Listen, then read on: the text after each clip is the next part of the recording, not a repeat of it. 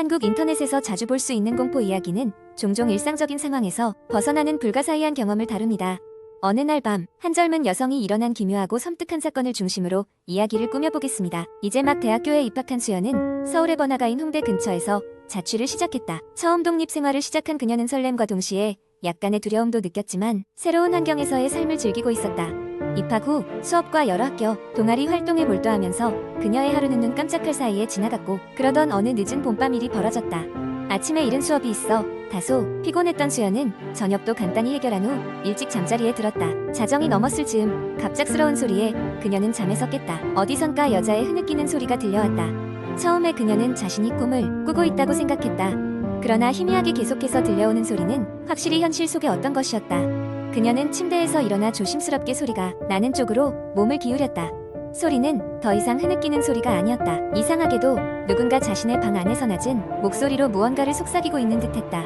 너무나도 생생하고 현실적인 그 목소리에 그녀는 온몸이 얼어붙고 말았다. 수연은 침대에서 꼼짝없이 소리가 나는 방향을 바라보기만 했다. 그녀의 방은 자취방치고는 꽤 넓었고 한쪽 구석에는 크고 오래된 장롱이 자리 잡고 있었다. 그 소리가 바로 그 장롱 쪽에서 들려오는 것 같았다. 떨리는 손으로 휴대폰을 더듬어 찾은 그녀는 곧바로 불을 켜는 대신 휴대폰 플래시를 켰다. 방 안은 순간적으로 밝아졌고 장롱의 문틈 사이로 무엇인가가 지나가는 듯한 어렴풋한 실루엣을 포착할 수 있었다.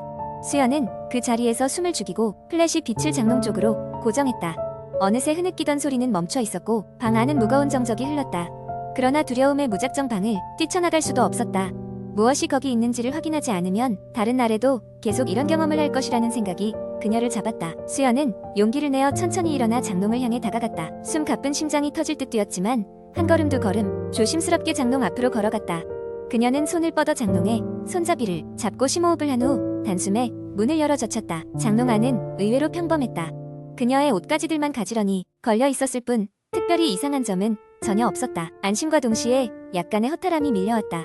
내가 너무 긴장했나 보다 라고 스스로를 안심시키며 문을 닫으려는 순간 장롱 안쪽 벽면에 쓰인 이상한 글귀가 눈에 들어왔다. 옅은 형광빛으로 깊게 파인 흔적들이었다. 그것은 오래된 한자로 써진 것이었고 그녀는 무슨 뜻인지 알 수 없었다. 이 이상한 발견에 마음이 더 복잡해진 수연은 이튿날 일찍 학교 도서관에서 한자의 뜻을 찾아보았다. 찾아본 결과 그것은 진실을 마주하라 는 의미였다.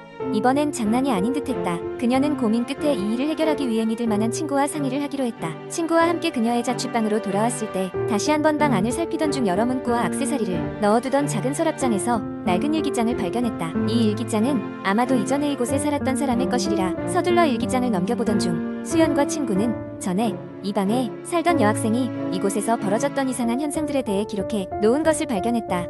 혼자 있을 때마다 같은 소리가 들렸다는 내용이었다.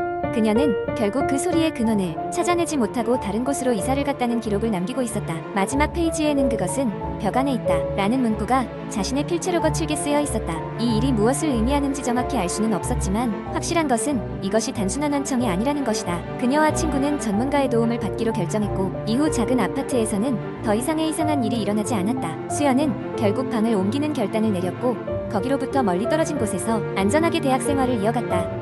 시간이 흐른 후에야 그녀는 자신의 방에서 벌어졌던 그 불가사의한 경험이 주는 의미를 조금은 이해할 수 있었다. 때때로 세상에는 설명할 수 없는 것들이 있으며 그것들을 억지로 이해하려 애쓰기보다는 그저 자신을 보호하고 새로운 길을 찾는 것이 더 중요하다는 것을 배우게 되었다. 두 번째 이야기. 이 이야기는 내가 대학생 시절 자취하던 작은 원룸에서 겪었던 일이다. 그때는 방이 좁아서 방 한쪽에는 침대가 다른 한쪽에는 책상과 컴퓨터가 놓여 있었다. 나는 학교가 멀지 않아서 자주 밤늦게까지 컴퓨터를 하다가 잠드는 일이 많았다. 어느 날 밤 나는 항상 하던 대로 컴퓨터 게임을 하고 있었다. 새벽 2시가 넘어가자 슬슬 눈이 감기기 시작했고 나는 게임을 마치고 침대로 몸을 옮겼다. 그때 뭔가 이상한 기운을 느꼈지만 피곤함에 그냥 잠에 들기로 했다. 잠에 들었을 때쯤 이상한 꿈을 꾸기 시작했다. 꿈속에서 나는 내가 살고 있는 원룸에 있었다. 하지만 뭔가 달랐다. 방 안이 흐릿하게 보였고 공기가 무겁게 느껴졌다. 문득 방문 쪽을 바라보니 문 너머로 긴 머리카락이 보였다. 그리고 그 머리카락이 서서히 문틈 사이로 들어오고 있었다. 나는 꿈속에서 움직일 수 없었다. 긴 머리카락이 방 안으로 들어오더니 서서히 바닥을 기어가기 시작했다. 그 머리카락은 마치 살아있는 것처럼 방향을 바꿔 나를 향해 다가오고 있었다. 심장이 미친 듯이 뛰었다. 어떻게든 그 자리에서 벗어나야 한다는 생각이 지배했지만 몸이 움직이지 않았다. 그 순간 누군가가 내 귓가에 속삭였다. 돌아보지마. 귓가에 맴도는 그 목소리는 섬뜩하게도 나와 똑같은 목소리였다. 등골이 오싹했지만 본능적으로 그 명령에 따랐고 끝내 머리카락이 내 발치까지 다가왔다. 그때 눈이 번쩍 떠졌다. 꿈이 끝났다는 사실의 한도의 한숨을 내쉬었다. 주변을 둘러보니 방 안은 평소와 다름없었다. 꿈이었구나 라고 생각하며 다시 잠을 청하려 했는데 그때였다. 방문 쪽에서 달갑지 않은 낮은 소리가 들려왔다. 뚜벅뚜벅. 누군가가 매우 천천히 그러나 확실히 내 방문을 향해 걸어오고 있는 소리였다. 나는 심장이 멎는 것 같았다. 그 소리는 방문 앞에서 멈췄다. 나는 공포에 질려서 숨을 참았다. 혹시라도 내 호흡 소리가 들릴까봐 조심했다. 잠시 잠잠하다 싶더니 방문 손잡이가 천천히 움직이는 소리가 들렸다. 그 순간 나는 내 몸에 기운을 짜내어 이불을 머리 끝까지 뒤집었었다. 이러다가는 정말 큰일 나겠다는 생각이 들었지만 두려움에 아무 것도 할 수가 없었다. 몇 분의 시간이 지났을까? 손잡이가 멈추고 다시 정적이 흘렀다. 그러더니 이번엔 돌아보지 마 라는 소리가 또 들려왔다. 내 목소리로 말이다. 나는 겁에 질려 몸을 더 움츠렸다. 그리고 문득 생각이 났다. 혹시 꿈속에서 보았던 그 머리카락이 나는 생각을 계속 이어나가기 싫어서 고개를 흔들고 그냥 잠이 들기를 바라며 눈을 꼭 감았다. 정말 오랜 시간이 흐르고 해가 뜨기 시작할 즈음에야 나만의 공간이란 걸 실감하고 다시 깰 수 있었다. 그 이후로도 오랫동안 그 방에서는 이상한 일들이 계속되었다. 전자제품이 갑자기 꺼졌다 켜졌다 하거나 누군가가 귀가 시릴 만큼 내 이름을 불렀던 적도 있었다. 다른 집을 알아보려 했지만 현실적으로 무리가 있어 그 방에서 졸업할 때까지 지내야 했다. 졸업하고 난 후 그 지역을 떠나고 나서야 알게 되었다. 내가 살던 그 원룸은 예전에 한 여자가 스스로 목숨을 끊었던 자리였다. 그 여자는 외로움에 지쳐 결국 극단적인 선택을 했다고 한다. 그 말을 듣는 순간 그 모든 일이 납득이 가며 등골이 서늘해졌다. 지금은 새로운 집에서 평온한 생활을 하고 있지만 이따금씩 그 방에서의 일들이 떠오른다. 그리고 그럴 때마다 그 목소리가 귓가에 맴도는 것 같다. 돌아보지 마.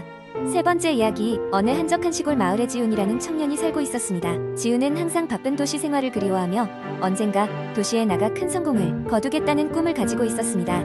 그러던 어느 날 지훈은 우연히 마을 외곽의 오래된 폐가에 대해 듣게 되었습니다. 사람들은 그곳에 귀신이 산다며 절대 가깝게 가지 말라고 했지만 지훈은 그런 말들에 전혀 겁먹지 않았습니다. 지훈은 오히려 그 폐가에 숨겨진 보물이 있을지도 모른다는 생각에 호기심이 동했습니다.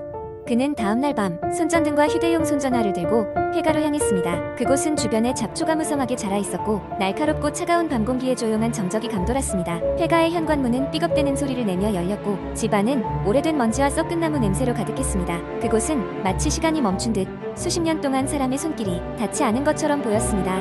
지훈은 떨리는 손으로 손전등을 켜고 집안을 둘러보기 시작했습니다.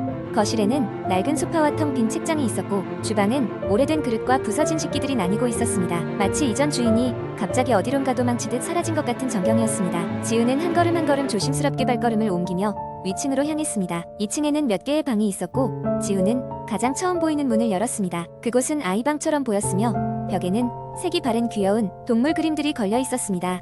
그리고 방 한 구석에서는 눈에 띄게 낡고 해진 인형 하나가 누워 있었습니다. 지훈은 왠지 모를 불안감을 느꼈지만 이내 다른 방으로 발걸음을 옮겼습니다. 그때였습니다. 방금까지도 조용했던 집 안에서 층계참을 향해 발자국 소리가 들리기 시작했습니다. 지훈은 순간적으로 굳어버려 소리가 나는 방향을 바라보았습니다. 아무도 없었습니다.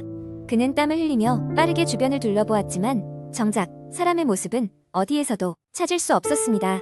그러나 발자국 소리는 점점 더 가까워졌고 이제는 집안 구석구석에서 소리들이 들려오기 시작했습니다. 문득 지훈은 자신이 위험에 빠졌다는 것을 직감했습니다. 지훈은 공포에 떨며 급히 아래층으로 뛰어내려갔고 낡은 현관문을 향해 달렸습니다. 밖으로 나와 숨을 돌리려는 순간 그는 폐가의 창문 너머로 무엇인가를 보고 얼어붙었습니다. 창문 저편으로 초점 없는 눈동자를 가진 창백한 얼굴이 그를 보고 있었던 것입니다. 지훈은 무작정 마을로 달려 돌아갔고 그날 밤 이후로 다시는 그곳에 가지 않았습니다.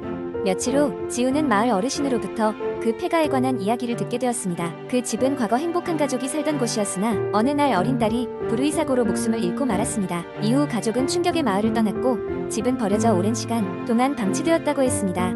지훈은 그 이야기를 듣는 동안 다시 한 번 등골이 오싹해지는 것을 느꼈습니다. 그날 밤 그가 보았던 얼굴은 바로 그 집의 어린 딸이었을까요? 이 이야기는 시간이 지나도 마을에서 회자되며 지훈은 그 경험 이후 여전히 공포감을 느낀다고 합니다. 그리고 그는 그날 이후 마을을 벗어나 다시는 그 폐가 주변을 지나가지 않았다고 합니다.